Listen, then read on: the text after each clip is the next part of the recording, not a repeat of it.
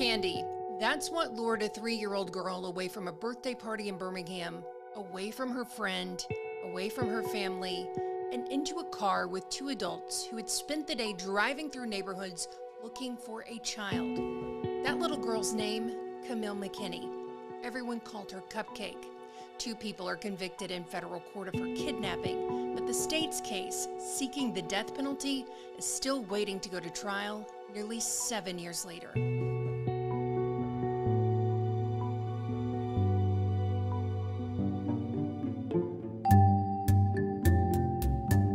This is 6 on Your Side Investigates. Each week we take you inside local cases and the courtroom with original interviews, records, and data.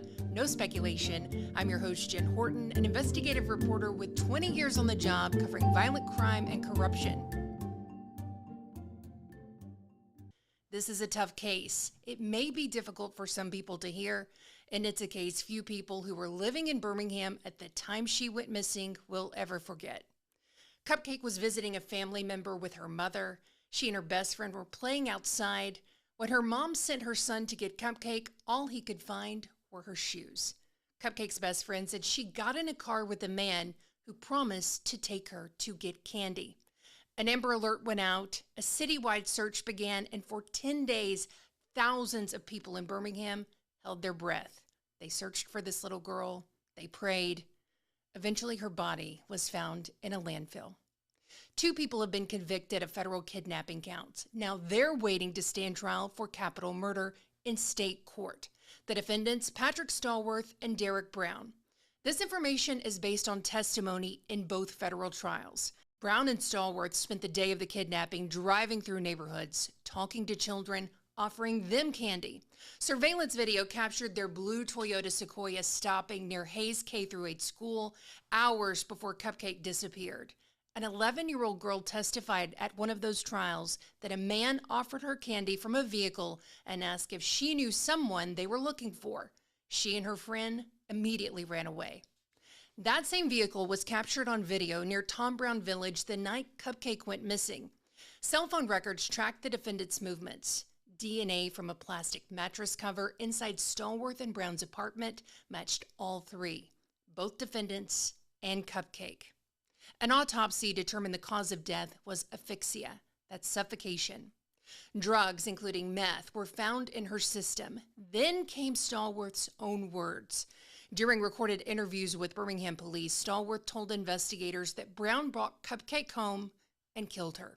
Stallworth told officers he woke up and saw a baby on the couch next to Brown. He didn't know how the child made it to his house. Quote, "I told her, you need to go. You need to get this baby out of here," Stallworth told police. "I said, this ain't your baby." Stallworth said he went back to sleep, and when he woke up, the baby was gone. I asked her where it was, and she said, quote, "She took it back," Stallworth stated. She kept trying to talk about the baby and how she wanted to keep the baby. "She killed her," Stallworth sobbed. "I tried to keep her from choking that baby." A nurse at the Pickens County Jail where Stallworth was held testified she overheard him say to her assistant, quote, "I may have raped her, but I didn't kill her. She did that."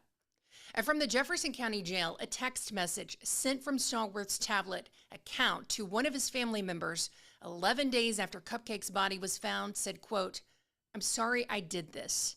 It was an accident. That poor baby's family." The federal government tried each defendant separately. Patrick Stallworth went first in October 2022 in federal court in Birmingham before Chief Judge Scott Kugler. Jurors heard 4 days of testimony from more than 20 witnesses and saw more than 100 exhibits. Their verdict? Guilty, kidnapping resulting in the death of a minor, and conspiracy to kidnap a minor. Derek Brown's trial came next in November 2022. It was tried in Tuscaloosa at the defense's request to avoid juror bias. The government presented largely the same evidence. Jurors also watched Brown's final police interview where she described the construction dumpster where Cupcake's body could be found. One witness described how close they were not to finding Cupcake's body. As soon as they got the tip her body was in a construction waste bin, agents quickly responded. While they were there, the company came to collect those bins. One of them contained her body. Had they shown up an hour later, the agent didn't believe Cupcake would have been found. A witness that still stands out to me after covering these trials in 2022, FBI Special Agent Stanley Ruffin. He recovered Cupcake's body from that bin. He said he thought he saw a doll lying there. He had to close his eyes to make sure what he saw was real. He was very emotional on the stand, and he said, quote, "I was involved in 9/11 and thought that would be the worst thing I ever experienced, but I had never dealt with anything like this with a child." He explained everyone involved in this recovery had to go through counseling. The jury deliberated 1 hour and 16 minutes in Brown's case. Guilty. Patrick Stallworth and Derek Brown stood before Chief Judge Scott Kugler in federal court. The mandatory sentence for kidnapping that results in death is life without parole. That's what both of them received. Kugler didn't mince his words. After handing down Stallworth's sentence, he said, "It's the most I could do. If I had the ability to do more, I would." A family statement was read aloud before each sentencing. The family's words for both defendants were direct. "You are the scum of the earth that took her away from a good family. You didn't care what you did. You only cared that you were caught."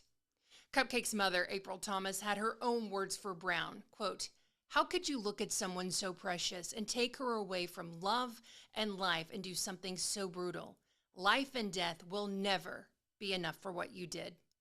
Stallworth said nothing. Brown read an apology. Neither of them will ever walk free again. Both Patrick Stallworth and Derek Brown are still scheduled to stand trial for capital murder. The state is seeking the death penalty. Right now, the federal appeals process is slowing down their ability to take these state cases to trial. Both Stallworth and Brown filed appeals with the 11th Circuit. Both have been denied, but Brown's legal team, at last check, was planning to file a cert petition with the U.S. Supreme Court. A writ of cert asks the Supreme Court to review a lower court's decision, in this case, the 11th Circuit's decision. The judge in the state case says he won't set these cases for trial until the federal appellate process has run its course. It's worth noting the physical evidence remains in federal jurisdiction until all those appeals are complete.